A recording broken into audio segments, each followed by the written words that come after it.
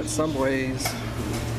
Robert and I were sharing a 12-inch meatball sub. Well, I guess you can say 11. And we're going half and half. And I guess as you get older, you can only take so much.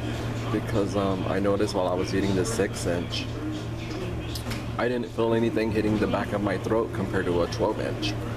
But anyway, these meatballs, notice how my balls are unshapen right here. Oh well, I'm gonna enjoy this. My poor misshapen ball. It's turkey ball.